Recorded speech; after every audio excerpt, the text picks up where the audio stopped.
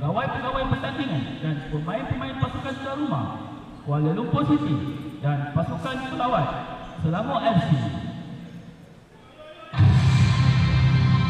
Bismillahirrahmanirrahim. Assalamualaikum warahmatullahi wabarakatuh.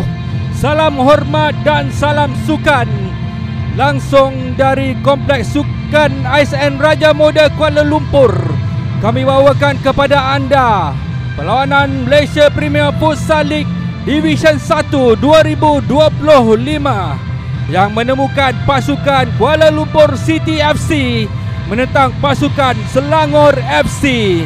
Bersama dengan pengulas anda pada malam ini, Ezha Mokhtar, dengan ditemani oleh rakan juru kamera Arif Ten, langsung dari Kompleks Sukan ASN Raja Muda, Syaril bin Vincent, manakala penjaga masa Asri bin Zakaria. Kuala Lumpur City FC memulakan sepak mula di separuh masa yang pertama. Hantaran ke hadapan berjaya dipatahkan, memberikan ancaman pada kubu Selangor FC. Bagaimana kali ini? Itu dia.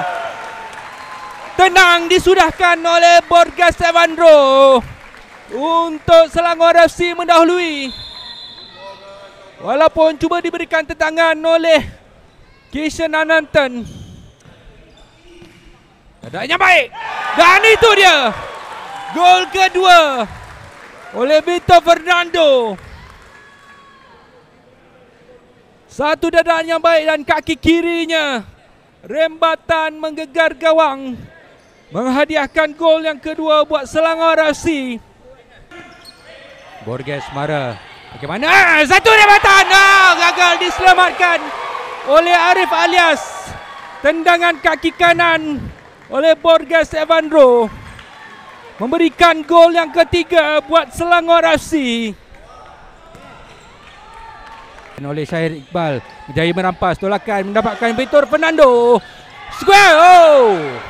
Tidak berjaya disambut oleh Kapten Syahir Iqbal. Cuba dibayangi oleh Syahid Ajid. Cuba untuk masuk ke dalam kawasan dia. Dan itu dia gol yang keempat oleh Victor Fernando. Gol kedua peribadi beliau. Dia sebagai seorang pahlawan menjadi penjaring gol berbisa buat pasukan Selangor. Syahid Iqbal lepas berikan ke kanan untuk Victor. Hat-trick oleh Victor Fernando,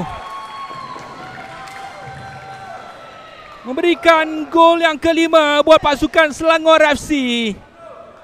FC yang menutup ruang. Dan itu dia tendangan Daniel Felipe Almeida.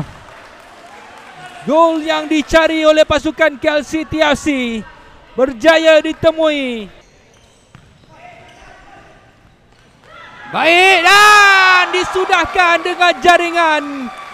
Satu hantaran dari Syahir Iqbal disudahkan oleh kapten pasukan untuk gol yang ke-6 Selangor FC. Asakan mujur tadi pergulutan dan bagaimana Syahir Iqbal, golero telah pun tertewas untuk gol yang ke-7 buat Selangor FC. Berjaya untuk menggelecek Muhammad Yazid. Seterusnya menolak. Jaya merampas Daniel Felipe. Dan gol yang kedua. Rembatan kaki kanan Daniel Felipe Almeida membuktikan ketajaman untuk gol yang kedua buat pasukan KLCT FC. Berjaya untuk menjaringkan gol dalam 3 perlawanan berturut-turut.